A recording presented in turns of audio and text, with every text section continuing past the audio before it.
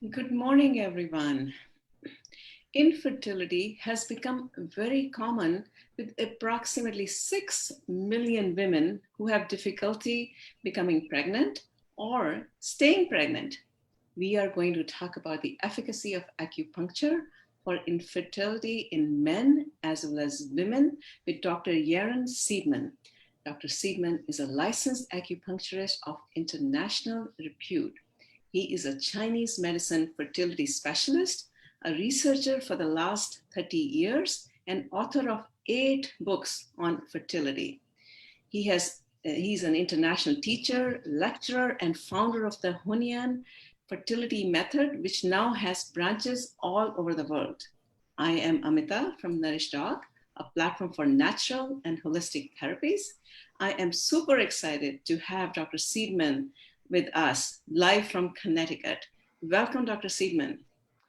Hi, Amita. Thank you so much for having me. Thanks, everyone, for joining in. So should I go ahead and start? Yes, please. Let's start with how the holistic methods be effective for fertility. Okay, so we have a lot that we can talk about Hunyuan fertility, Chinese medicine, acupuncture, and infertility, but I want us first just to zoom out for a minute, just to get an overview of what I feel a good treatment of infertility is, and then start to zoom in into more details and techniques and things like that. What I found seeing many patients over the last 30 years, a couple of interesting things. The first thing that I found, and this is for me really the guiding post, like the main principle that I follow throughout my practice, is that all people have 3 main building blocks that when they are fulfilled, many problems can be solved, including infertility. Now, before getting into the 3 main building blocks, I want to just talk for a minute about the heart, because the heart and emotions and how people feel, especially when they struggle with infertility, is extremely important and detrimental if we cannot understand it or solve it. So what I want to talk about just briefly for a moment is that, when we are encountering an obstacle, like when I have a difficulty, let's say, I don't have water to drink, the heart has a certain mechanism that requires us to kind of ignore many other things that happens right now at the moment and focus on the problem at hand. Now, what I find is that when many people are struggling with infertility, this is, exactly what happens. In other words, when a woman or a man or a couple try to get pregnant and it doesn't work, especially if they go to see a doctor and the doctor said, look, your ovaries are too old, or your FSH is too high, or there's some diagnosis, all of a sudden the heart goes into a state of extreme anxiety, and many other things are overshadowed. Now, again, this is normal, this is natural, and it is like a survival mechanism, which I totally understand and get. However, I found over the last 30 years that when you start to zoom in and focus on the problem and you start forgetting about other things that could actually be very, very important, the success rate really goes down a lot. So now, when we deal with infertility, and I've been dealing with that for many, many years, the success rate overall, it doesn't matter if it's holistic or modern medicine, is not great. I mean, if you're much younger, it could be 30, 40%. If you're a little bit older, it's like 2, 3%. It's not great. And so what I've been doing over the last at least 20 years is trying to figure out other ways that can help us solve things that normally seems to not work. And again, with infertility is such a case. Oftentimes, people are struggling with that for many years. They try another thing and another thing and another thing. It's very, very difficult struggle that it's not so fast to resolve. Again, I find that when we zoom out and we start to get a better overall view of the situation, the success rate increases quite a bit. So what I found out, at least I'm sure other people thought about it as well, but what I found out over the years is that there are 3 main building blocks that everybody needs and everybody wants. Except, of course, that when we encounter the problem, like I just mentioned before, sometimes we forget about it because we are very occupied with the problem at hand. Like I'm struggling to solve the infertility. I need to get pregnant right now. So everything else is kind of in the shadows right now. But I found that when we actually go back to it, the success rate increases a lot. And this is the bottom line. That's what we're looking for. We want it to work more where before it didn't. The 3 building blocks that I found that, again, everybody needs and everybody wants, even if they know or don't know it, it doesn't matter, are these 3 things. One, every person needs to be happy. And happy is actually a general term that means that the heart is content and satisfied, optimistic. It's actually like a complex of emotions, positive emotions. Everybody wants that and everybody needs that. The second thing that I found out is that everybody needs to be healthy, wants to be healthy. And healthy is, again, a complex issue of many different things. All the pains, aches, negative symptoms that I have. There are many, many different things that included under this category of being healthy, but everybody needs it and wants it. And the third thing that everybody needs and wants is strength of life, long life, vitality of life, right? Being strong and vital. So these 3 things, again, it sounds like, a general thing. Maybe we're not sure right now what it means, but over the years, I found out that when we start to define these 3 building blocks, the happiness, the health, and the strength of the person, this tremendously changes the success rate with treating infertility and in reality also treating many other diseases, not just infertility. Everything that is like really difficult that nobody seems to solve, this oftentimes proves to be very successful. So now if we want to proceed one slide here. Now, because my method, the Hunyuan fertility, is to zoom out and see the big picture, I also realized that, the success, in order to increase the success rate, the common approach is not so great. And the common approach for infertility treatment, but in reality also for many other diseases, is that, just think about it that way. A person lives through their life, they do their business, do whatever they want, but all of a sudden they start having a difficulty. Either they can't get pregnant, they have a migraine, they have a stomach ache, right? They have a difficulty. And then they go to see a therapist. This could be a regular conventional doctor or holistic therapist, it doesn't matter. It's like a point in time where the focus becomes on that particular problem. So let's stay with infertility. It says the particular problem right now is conception. I tried for 6 months, for 9 months, it doesn't work. And then I start reading online. Maybe I went to an IVF clinic. They told me my ovaries are too old or something like that. And now this becomes like the center of the world for me. Like, this is it. This is the problem. And I totally understand it. I'm not critical in any way. This is how it works. This is how people think. That's what occupies them right now. This is really my main problem. Now, the way that the modern approaches, and I think it's not just modern medicine, but many modern approaches for treatment and medicine say, okay, your problem is this. You come to see me and you say you have this problem, so I will try my best to help that problem. So this whole engagement of medicine revolves around me trying to solve the problem that you think you have, or that you're convinced that you have. Now, again, I'm not saying it as a criticism. This is what it is. But I think that, like when I pull back out of it, I realize what I just mentioned before, that there are 3 main building blocks. And if a person is happy and healthy and strong, it's almost impossible to have a problem, either with infertility or with any other disease. It's almost impossible to get sick when these 3 building blocks are truly good.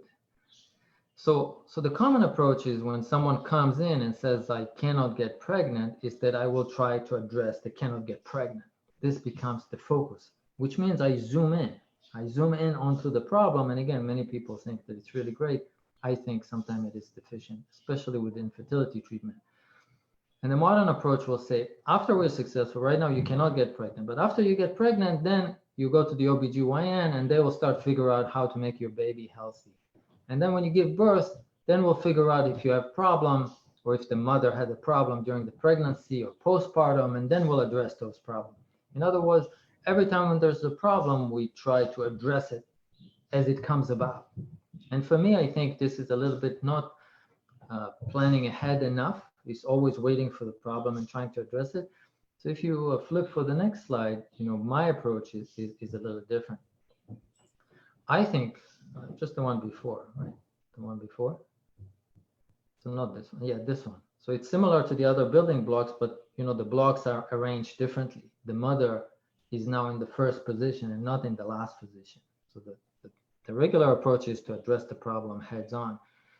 My approach is to always look for the happiness, the health, and the strength, the vitality. And again, under each of these categories, there are many small subcategories, which includes the air quality and the hormones and all the many different details. So all the physical things that we're occupied with, it's not that we're ignoring them. It's just that we don't miss the big picture. And the big picture is that the mother needs to be as strong, as healthy, as happy as possible first. This will mean that the air quality, the energy, the strength that comes with the air quality at conception and how she nurtured the pregnancy throughout the pregnancy, the 9 months period, will be the best. And that means that it will give the baby the best possibility to become stronger, healthy, happy human being. And that means that for us, the conception problem that just up until yesterday was really center stage, this was the main thing, now becomes something that we hardly even think about. In other words, when the mother gets stronger, healthy, happy, the conception just happens on its own. And this is normally, FYI, how people get pregnant. Normally, they just feel warm together, the man and the woman, they're happy at night, they do their thing, and then they get pregnant. It's not a medical process. But of course, when we have a problem, then it becomes like a medical process, like we need to remedy it somehow.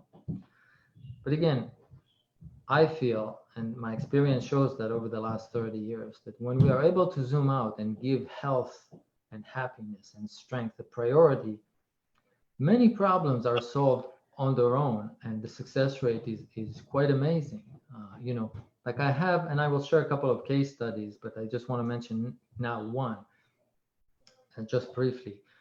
Like, for the last quite many years, I've been going around the world teaching seminars about Hunyuan medicine, Hunyuan fertility, and I see also patients in these seminars. And there are many patients that come, like practitioners coming to the seminar, and they bring some of their patients as case studies that we work in the seminar. And many of these patients, we just see them one time and give them hope and strength and some method with the herbs and the acupuncture that the practitioner is doing, and then they end up getting pregnant. And there are many, many like this over the years. So in other words, my whole objective over the last 2-3 decades was to simplify things, to make it very clear and coherent, but on the other hand also very efficacious. And this we will talk about today a little bit more, like the techniques and how simple it is and how efficacious it is. But this is the idea of zooming out and understanding that when the mother and the father in that respect are happier, healthier, and stronger, this is really the path. First, that what everyone wants, and second, also a really good path for getting pregnant, having conception, having healthy babies, and healthy future generations.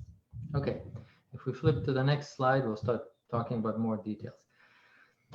So the first thing that I do when I see the couple is to do an evaluation, which is this evaluation of the 3 building blocks. So of course, when the patients come in, they will tend to talk about their modern diagnosis first. They went to the doctors, they did IVFs, they read online for thousands of hours of pieces of information.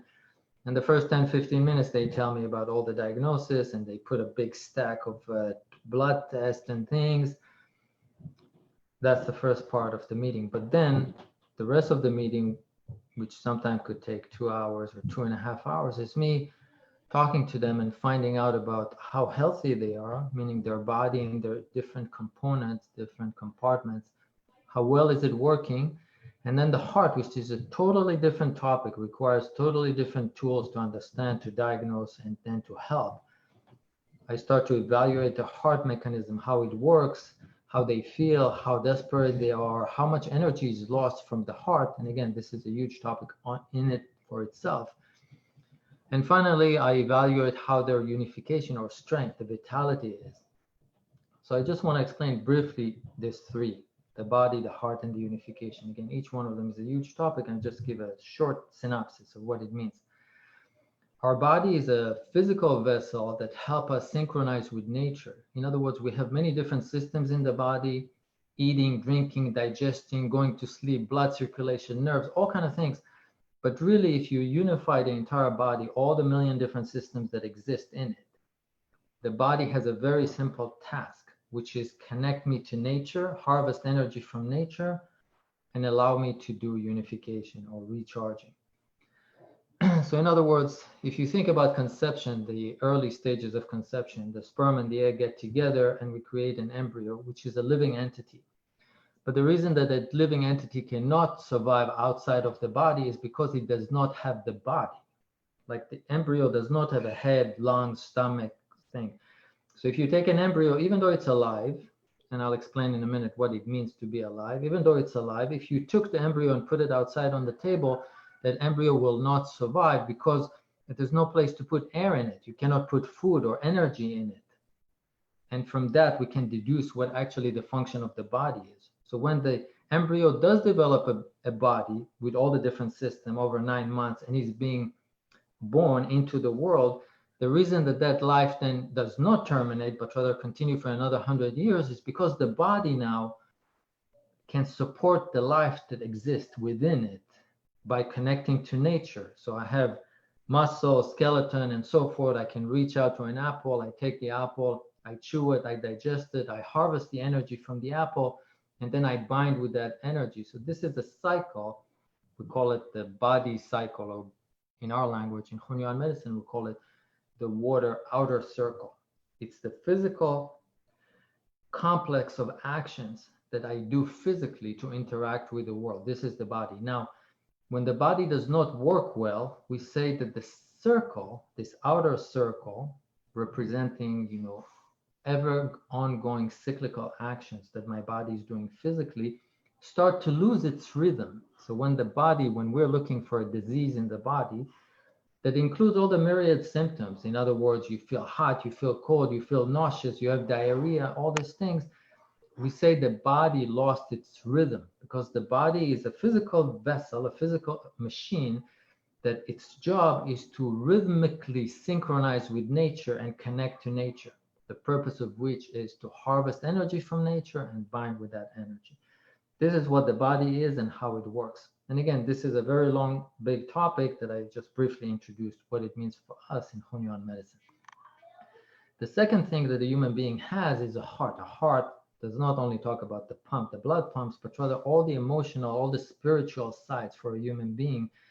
And this heart also has cyclicality to it. In other words, circle in our language means a motion that repeats itself over and over. The heart motions, the emotions, and all the other things, the spiritual aspect of a human being, have cyclicality to them. In other words, you reach out to another person, you engage them, and then you withdraw back. You reach out, you withdraw back. This going back and forth, we call it cyclical motion. Now, the heart is a unique mechanism. Again, just explaining it here briefly, I want to introduce this topic just to share with you that there is a lot of content behind it. When an embryo is inside the body and it's still developing, there's no interaction with the world. So the embryo does not feel the need or desires to connect with nature. The mother is the one breathing, eating, drinking, and supplement the embryo with all the nutrients and energy that it needs.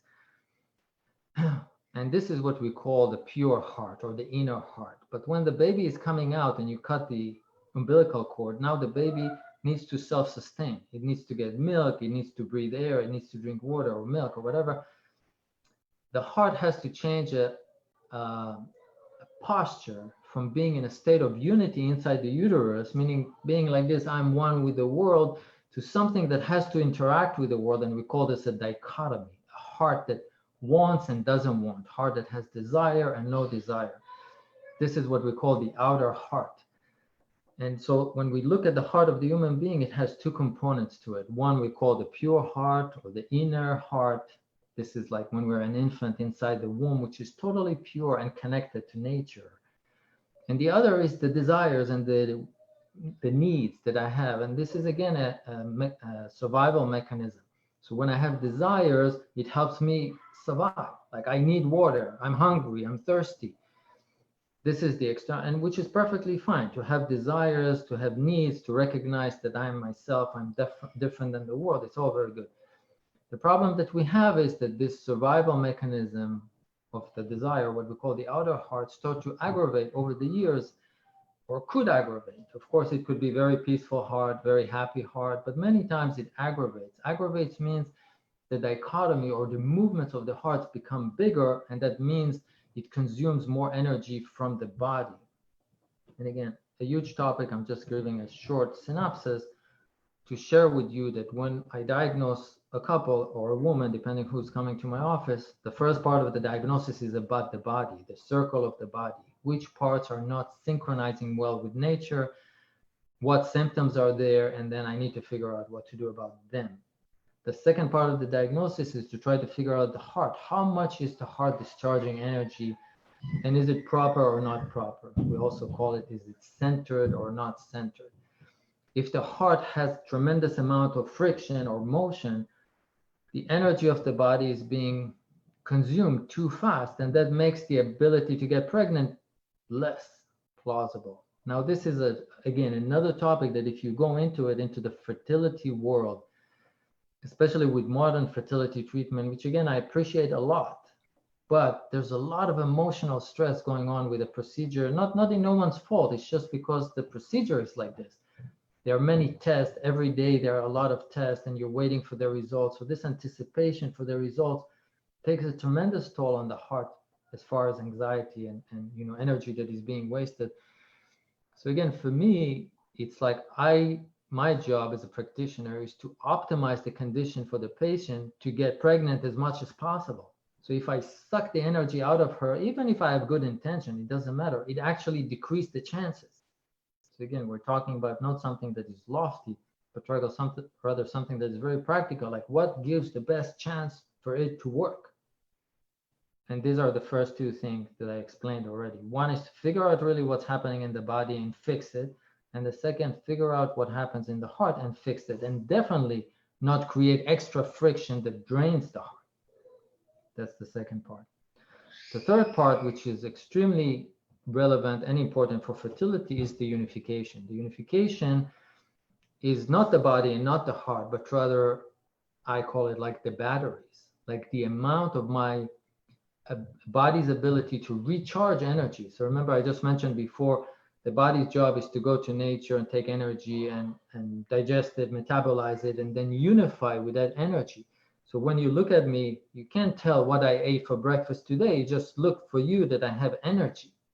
But the energy came in part from the food and water and drink that I had before and yesterday. It came from the sleep that I had last night. Everything helped me recharge. So now you look at me and it's my life, it's my energy. The reality is that the human being has very little energy in the body that is there naturally. So in other words, if you block the air and the food and the water, there's very little life going on just for the next 2-3 minutes. If you block the body from interacting with nature, including oxygen, the body has very little life.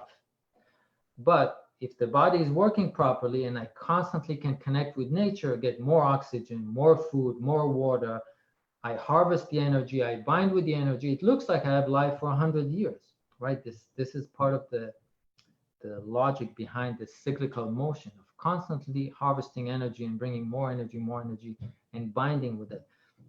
Now, binding with this energy is what we call unification. And this unification deteriorates over the years. That's why young people, like young kids, have an abundance of energy, and old people, 70, 80, 90-year-old people, have not a lot of energy. Even if they eat a lot of food, it doesn't matter. Their body cannot convert the energy so much like when 50 years ago. This is the meaning of aging. The unification deteriorating means that we age. Now, when we talk about fertility, this is a critical point. So if you switch to the next slide, the unification is really the main mechanism for me, the way I understand it, to what contributes to the egg quality. So just explaining it briefly, every month the woman is getting stronger and stronger, accumulates strength, and at one point she does what we call a split. A split is ovulation, meaning an egg separates from the ovary. But with the egg, actually, there's a part of the unification ability of the mother. In our language, we call it a pivot.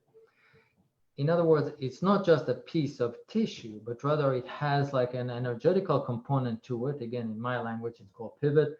50 years from now, I'm sure modern science will find it a scientific term. But right now, we call it the energetical part of the egg.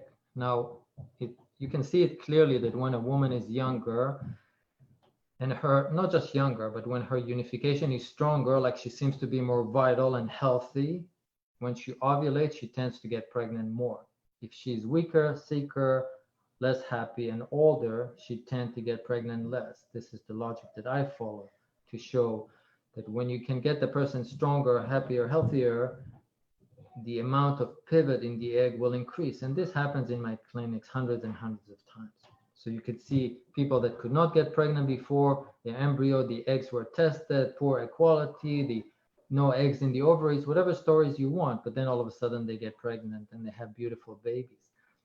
So again, I'm not a great scientist, so I'm not really looking at people under a microscope, but my logic is pretty strong. So when I see people that cannot get pregnant and feel weak and tired and emotionally drained, and then I can see them clearly becoming emotionally strong, physically healthy, and then they get pregnant and have a healthy baby, that for me, this is the conclusion, how the egg quality actually improves without me using a microscope. In other words, before they were drained and later on, they're much stronger. And this is in the face of conventional wisdom. Conventional wisdom normally tells women that they're running out of time. And again, to a degree, it's true. We're all running out of time. We're all dying. But the truth is, if you're missing the three building blocks that I just explained before, happy, healthy, and long life, the vitality, if you miss that, the deterioration, the decline in energy is much faster. So people actually decline faster. But if all of a sudden you take actions that increase these three building blocks, so you get healthier, you get happier, you get stronger, actually all of a sudden you see eggs getting stronger, even if you're 6 months older. So the conventional wisdom tells you, sorry, ma'am, you're 45, 6 months from now you'll be 45 and a half. It's only bad. There's nothing good that can happen. That's why they start pressing people into doing all kind of radical actions.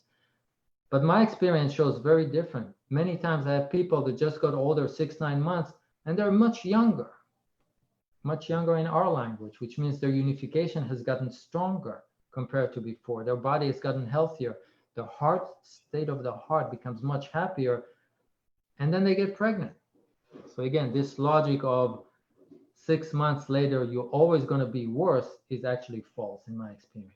Of course, it is true if you do the wrong things, then 6 months later is going to be much worse. But if you do the right thing, actually 6 months later, sometime it could be much, much better. And again, many of my patients have this hope and they succeed with that as well. The relationship between the unification of the mother is critical and the egg quality. If the heart drains the energy from the unification, and this is one of the relationships that exists. Remember, I told you there are three building blocks. We have the body and the health, we have the heart and being happy, and we have the unification and vitality, the strength of the recharging. There is a relationship between these three components. So when the body is broken, like you have back pains, headache, migraines, you feel hot, cold, nausea, when this happens over time, the unification starts to get drained. It drains the batteries. The same thing with the heart. When the heart is really worried, anxious, unhappy, this drains the batteries. It makes the unification weaker. And in our language, it means it makes the egg quality weaker. So we cannot separate these three building blocks and just say only unification is important. That's the only thing that makes the egg quality, but rather we need to understand that all these three building blocks have to get back to their optimal state. And that will allow the unification to be the strongest, and the egg quality will be the best, and then success rate increase, and the baby becomes healthy, and so forth. So this is the relationship between the unification and egg quality. If we want to flip to the next stage, I'll talk a little bit about male pivot. Now I artificially separate here, like the male pivot and the female pivot are different, and they are different. In other words, when the sperm goes into action, it is actually being ejaculated out of the body. Everybody knows that its energetical qualities are different than the egg. The egg travels from the ovary to the center of the uterus. So it actions, its energetical action is to move towards the center. The sperm quality, the energetical quality of the sperm is to move away from the center, right? That's why it's being ejaculated out of the body. And of course, there's a practical aspect to it, right? The sperm has to be ejaculated to reach the egg inside the uterus. But this is more than just a physical aspect to it. So that's why, right now I'm artificially separating the male pivot and female pivot, just so we know there are two different things. But of course, the man is also, his unification plays a great role in it. And for the woman, her heart emotions also play a great role. So I'm just artificially saying that the heart and the sperm quality are related, and the unification and the egg quality, as if it's only that. But the truth is, for men and women, we need these three building blocks to be optimal. The unification, the body needs to be healthy, and the heart needs to be happy. However, when we talk about the sperm going into the egg, it does have additional qualities that the egg does not have. So it is being ejaculated outside of the body. It goes into the sperm, and then it starts to deliver 1/2 of the separation activity. So when we look at the circle, a cyclical action, half of the circle is a separation action. So if we talk about the body, it means from me, I'm going out to nature. We call this a separation action. Like I want to reach out. The other part of the circle, like let's imagine the right side of the circle, is a going in part of the circle. So if we talk about the body, I take stuff from nature, I bring it into my body. Right? This is the unification part. We have a separation part to the circle, and we have a unification part, meaning going from the center outwards and going from outside towards the center. These are two parts of the circle. This is the same for the heart emotion that goes out and come back. It's the same for the physical body that reach out to nature and come back. When we talk about the action of the sperm main action is, like when you think about it, the sperm and the egg getting together to create an embryo, like to create a life. There are two halves to that story. The one half is the egg half, or the female part, the female pivot, and the other half is the male pivot, or the male half. The male half is a separation action. That's why the sperm goes into the center of the egg and start to separate outward. The egg quality is to go towards the center, and it brings the things from the outside. So these are the two building blocks in the embryo energetically that make a full circle exist. The sperm help push it out to the surface, and the egg help bring it back into the center. That's why you cannot have a baby just from an egg, or a baby just from a sperm, even though you have half of the story there. This is at least how I see it. This separation outwards is the mechanism of the heart. The heart is the initial mechanism that allows me to separate from center towards the exterior. In other words, let's just step back for a moment. If I wake up in the morning and I just open my eyes and I look at an apple on the tree, the first thing that happens is that my heart starts to fire emotion. Before I move, before I do anything physical, my heart starts to reach out until I see that image.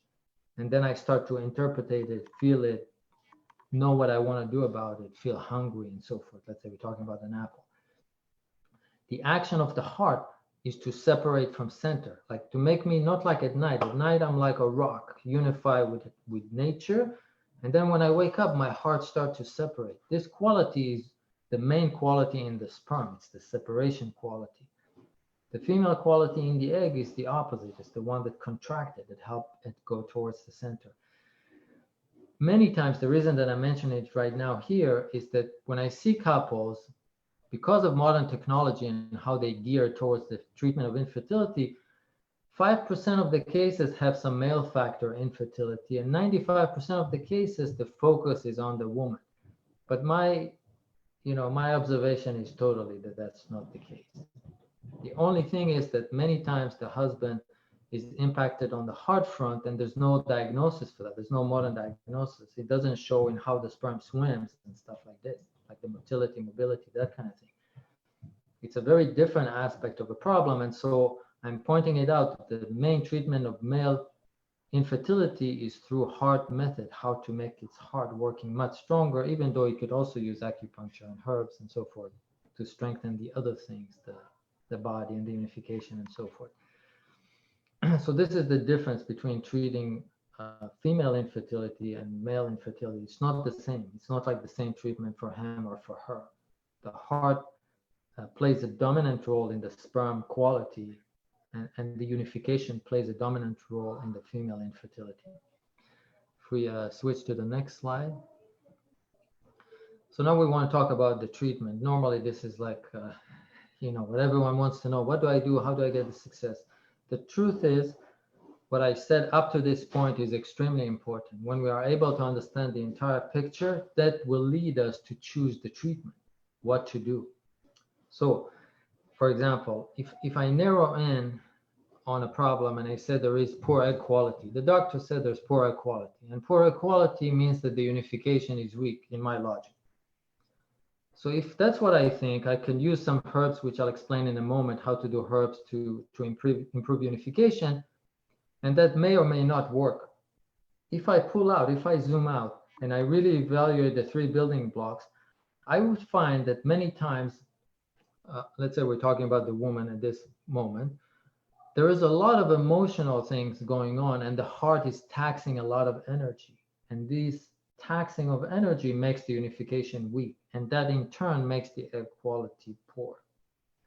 That actually means that my strategy to treat here will be with what we call heart method.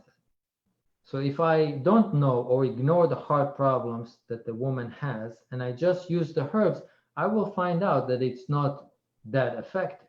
And of course, if I don't know, I would say, well, it looks like the herbs don't work that well. But the basic reason is that I couldn't zoom out and understand what the real problem is. And I'm just making it up. In that particular case, it could be that the real problem is heart separation. There's a lot of draining of energy in the heart, and that's why the unification is weak. And that means that if I use herbs just to strengthen the unification, it doesn't seem to work that great. In simple English, if my diagnosis is not correct, the treatment likely will not work that great. It's very simple. And the diagnosis to be correct has to be on that 3 building blocks. It has to be zoomed out to really know the entire picture and not just a third of the picture. Because the doctor said, or because the patient is really worried about that particular thing. My job is to see the whole picture and try to make it work the best possible. Now, let me talk about the techniques. The unification formula, and this is what I developed over the years. There are many things there, and I want to share a couple of things with you I found out over the years. One, I found out that the heart plays a major role in knowing what's good for me and what's bad for me. So and again, this is experience over years. It didn't come to me overnight. Over many years, I realized that when I, for example, talk about herbal teas, when the patient drinks the tea and she feels the tea are disgusting, my experience actually shows that these kind of herbs in the tea are not the right treatment for the person. Now, this is not common wisdom. Common wisdom is like, these herbs work for that. It doesn't matter if you like it or not. That's medicine.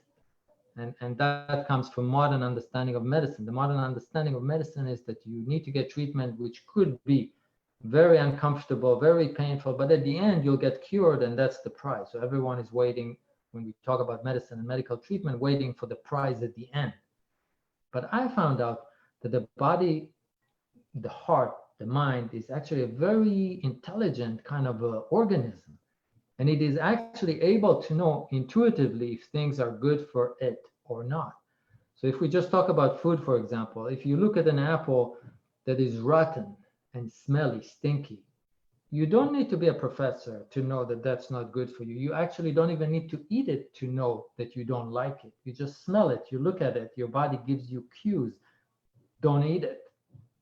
Right? The body is very smart. It's not like you have to eat the rotten apple in order to get experience that's best for you. We have that ability to recognize. And I found out, like with the herbs that I use, and I reduced my pharmacy from hundreds of herbs to about 30. My pharmacy right now includes about 30, 35 herbs that that encompass all the different possibilities that I need in my diagnosis and treatment. But I found out that when I do the right herbs, patients, at least 99% of the patients really like the herbal teas. They're like, wow, I really like it. I really look forward for it. And this is very uncommon in Chinese medicine, that people say, I really look forward to it.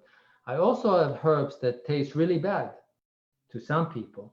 But when I give it to certain patients who really need it, they also say that they like it. Like the same herbs that other people will think are disgusting, the ones who really need it said, wow, I actually like it. They like it because it makes the body really feel good. So it triggers in the brain a mechanism to say good. It doesn't matter if it's salty or sour or what the flavor is. If the body triggers the mechanism that says good, the person will say, I kind of like it. I like it means it makes me feel good. And that translates into the taste buds, how I like the taste. The herbs that I'm using in a unification formula, I just want to talk about it briefly, are very simple. I, over the years, not only reduced the pharmacy from hundreds of herbs to a few dozens, I also decided that I want to use more and more common herbs. So instead of using some exotic herbs that nobody can find, I started to use herbs more like cinnamon, Vietnamese cinnamon, Ceylon cinnamon, licorice, ginger, fennel, all kind of things that, you know, you go to a Indian food store and you find them there. And I think there's a lot of wisdom in that. For example, in Indian cooking or Chinese cooking, that they use many of these spices in the food. There's actually a lot of wisdom in it. And I found out, of course, not talking right now about the quality, but you should use very good quality herbs. I found out that when you use like a very common herb, it actually, the effect could be really, really great. And the people really love it. And that was remarkable for me, like an amazing discovery that happened quite a few years ago, that people should actually like the tea that they're drinking, even if it's strong. And this is because it makes them good. So now, unification formula has 3 types of herbs. Again, the main herbs, I just listed them, different kinds of cinnamon, licorice, ginger. I use some jojoba dates, fennel seeds. I use some angelica root, and a few other herbs. Each one has their distinct action. But in a unification formula, there are 3 kinds of herbs, meaning herbs that have 3 different distinct actions. The one action the unification formula, herbal formula needs is hot, fiery herbs. And normally these will be the cinnamons, you know, cinnamon, which is like a very spicy. And again, the cinnamon itself needs to be very spicy and not low quality that just tastes like wood. So it needs to be very spicy kind of cinnamon, could be Vietnamese cinnamon or Ceylon cinnamon.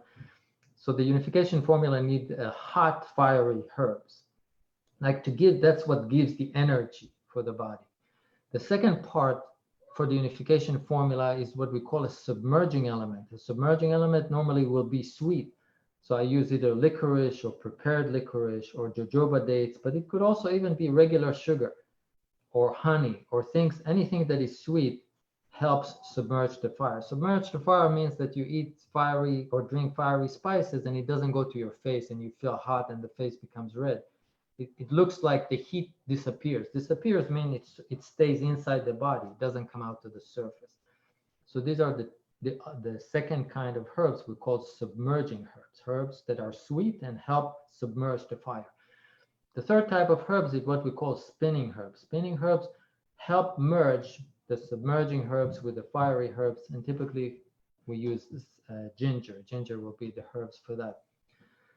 Now, there are a few other herbs that we use, like angelica root, fennels, and a few others, white peony root, and so forth. And the job of these herbs is to remedy the entire circle. So remember, I told you the body is what we call the outer water circle. If anything on the body is off, meaning I have symptoms, I have headaches, I feel hot, I feel nauseous, I need herbs to help address this problem on top of the fiery, submerging, and spinning herbs, which I just talked before.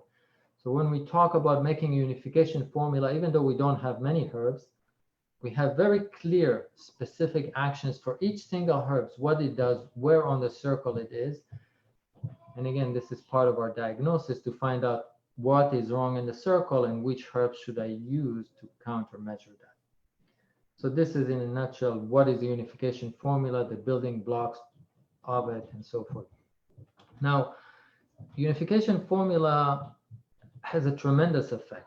And over the years, I've seen so many miracles, which is really unbelievable. And many students that study with me and use it, they are all highly impressed compared to other methods that they did before. So it's very, very efficacious, very impressive, despite being very simple and very clear, and the herbs are very straightforward, right? There's nothing like really exotic that you took out from the top of the mountain somewhere, but rather it's very simple herbs, but yet the effect is amazing. But what make it work is really the diagnosis that we do and how we adjust the formula. So for us, the herbal formula needs to be like a smooth ride.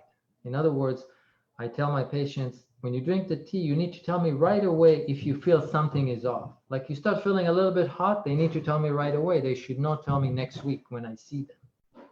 And the reason is any kind of herbs that we ingest start to impact the body, move the body in a certain way, either speed it up or slow it down. And if it does what I want it to do, the body starts to feel better and better, better and better, until it starts pushing over, and then the body starts having an effect or a side effect. Even the mildest, it starts always like very mild, like I don't even feel it, just a little bit. But it already tells me exactly which one of the herbs is pushing too much, and I tell the patient right on that spot, take that one herb out or reduce half of it, and then the next day they don't feel hot anymore. So herbal treatment needs to be like that. It's not like, go buy herbal supplements for the next 6 months, but rather the practitioner needs to be on top of it 100% all the time. It's a very involved, like you care for the patients, very hands-on all the time. And that's what makes it so successful. So for a patient, oftentimes they take the same formula, they think. It's just that there's a little bit more of this, a little bit less of that, a little bit more of this, a little bit less of that. And they're always kind of cruising smooth, like they always feel well. Now, if you don't adjust or don't know how to adjust the herbs all the time, they feel well a little bit, but then after a week or two, they start feeling a little hot. They start feeling a little bloated. They start feeling this or that. It basically means that as a practitioner, you're not on top of it and you don't know exactly when to change and how. You're just doing random, put a formula. So this is one of the unique things for Hunyuan medicine, is that we understand, even though we don't have many herbs, we understand them very clearly. We know each one of them does exactly what and how we should change it, when and why. And that's what makes the medicine, as far as the herbal medicine, very effective. The heart method, which is again a huge part, is at least half of the problem. I'm moving to the second method, how to treat people, is not with herbs, it's not with physical medicine, but rather it's with the heart. The heart has two things that decides if it is losing energy or not. One is how much baggage I bring with me. Let's say I'm 40-year-old. In the last 40 years, how much baggage I accumulated. And the second part is, and this is the internal cause. In other words, when I was a child, got abused, had divorce, had this, had traumas, I don't have money, the bank takes my house. There's all kinds of things that over the years impact the heart to either be very peaceful or happy, or being very upset that uses a lot of energy and make me lose energy from the unification. This is the internal cause. And there is like external causes, meaning, let's say, God forbid, someone die in my family. I get really, really sad. That takes energy from it, and for a good reason. Or let's say I'm working in a job and my boss is really abusing, shouting at me, insulting me all the time in front of the coworkers, every day, all day long. This is like an external reason, which means if you change your job, you don't have that problem anymore. But with the internal reason is the baggage that I carry with me. So even if you change the job, it doesn't matter. The heart still miscalculates and loses energy. So part of the diagnosis is, for me, when I see a patient, is to diagnose the heart. What's on the internal side? How much effect do I have, negative effect? And what's on the externals? And many times when you treat infertility patients, on the external side, actually there's tremendous thing. In other words, a year ago, before a woman knew that she has infertility, she just started trying to conceive, she might have been very happy. The unification could have been weak physically, so she can't get pregnant. But then when she started going into what I call the grind, like go to IVF clinics, the diagnosis, the doctor, the blood test, now they tell her she's too old, the ovaries are too old, the FSH is too high. Maybe she failed 2-3 cycles of IVF. They say you have to do adoption or donor egg. These are all like external causes. It's not a baggage that she brought from childhood, but rather it's induced upon her from the outside. So this is another thing that and this is why sometimes my initial evaluation take 2 or even 3 hours. It's tremendous the amount of length that I put. It's just for that one thing, to undo all the external stress that the patient is now induced with the infertility treatment.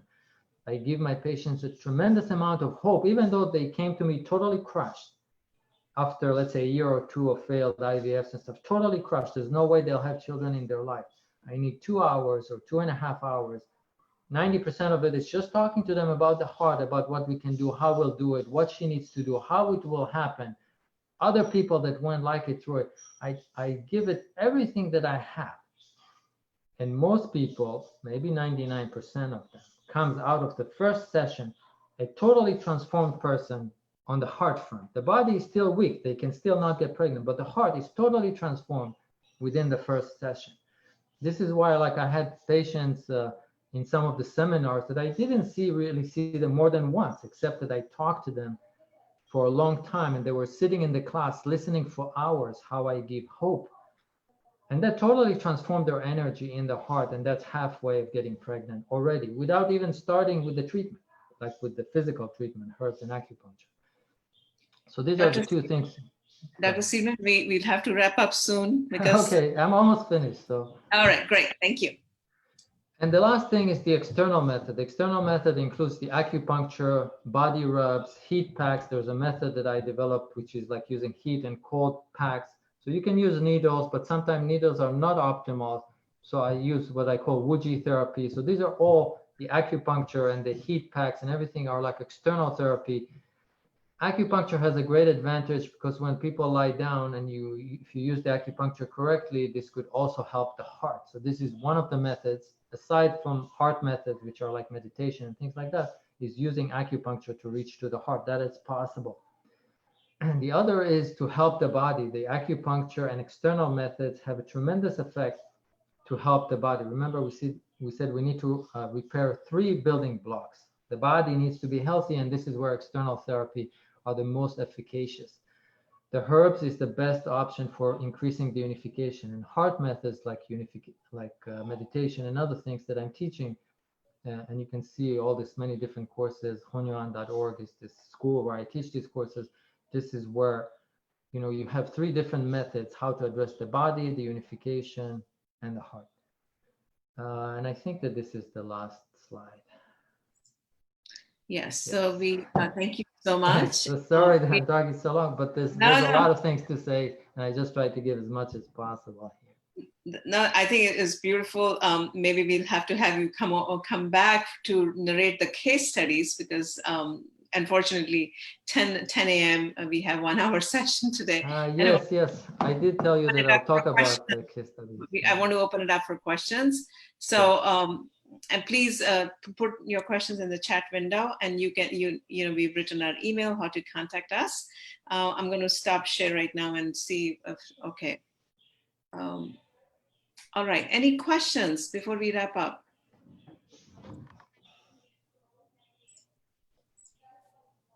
Okay. There was a comment, but I think that's fine. Any other questions? So, okay. Someone's making a comment saying very clear, thank you as always. They're saying that.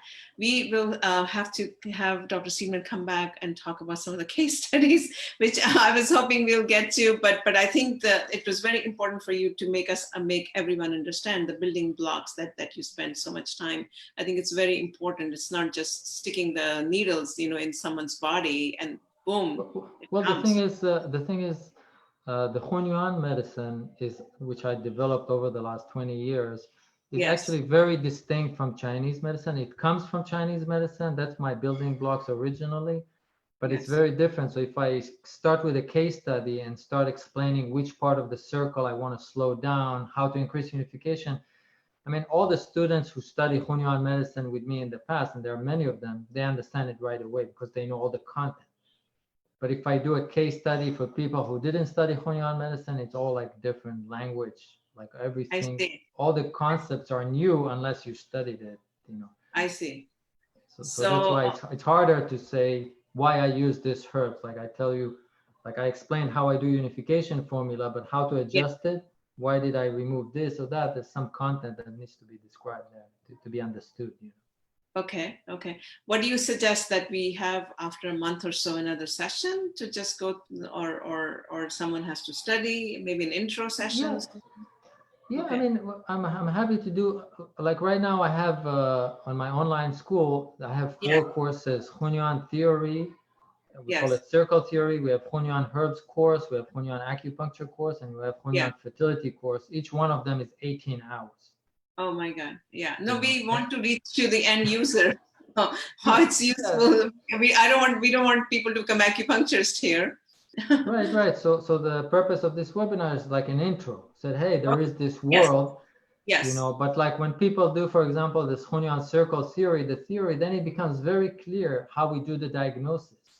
So for example, let's talk just for 1 minute about a case study, just for a second. So I have a patient with weak unification. Yes. So I give them a certain herbs like cinnamon, ginger, licorice, and dangui. Yeah. They have the fiery, the submerging, the spinning, and we have what we call small exit. So a little bit of herbs that help push the energy out. These are the different herbs. All of a sudden, the person starts feeling hot. So I need to know what to do. Yeah. So feeling hot means that the top right side of the circle is slowing down. So then the herbs that needs to be done, what needs to be done here, either reduce the cinnamon, so less fire, or increase the sweet herbs to submerge more, or increase the ginger could be to help them bind together more. But that like is part of the case study. Like, why would you change the herbs like this? It's not in random. So you need so maybe if we did another webinar, it will be more dedicated just to talk about the theory exactly, not generally about fertility, and then maybe talk about herbs. This is what you would do to change this, change that. That's how you would change it. That would be like maybe a next kind of webinar. I think that would be amazing, because then it would tie into the overall concepts that you explained today, and then how did you do it? And that's what the actual practical part of it. What I want to add just in one word about the herbal medicine is that the reason that I reduced it to very few herbs and to very clear theory is because I like it not to have places to hide. In other words, if you do something wrong, it's clear why it's wrong. And if you fix it, it's clear that it's getting better. And this is also something very unique for Hunyuan herbal medicine. Like everything is very clear. If you say that it will work like this, it should work. There's no ambiguity. It needs to be like that. This is kind of a special thing for Hunyuan medicine. Okay, well, thank you so much. I know you're very busy. I know that you're also moving right after this webinar. So thank you so much for coming today, and we look forward to having you again. Thank you. Thank you so much for everyone who's listening. We will have Dr. Seidman again next month. And please share our sessions. These are educational sessions. And thank you so much. Signing off now. Have a great day. Bye-bye.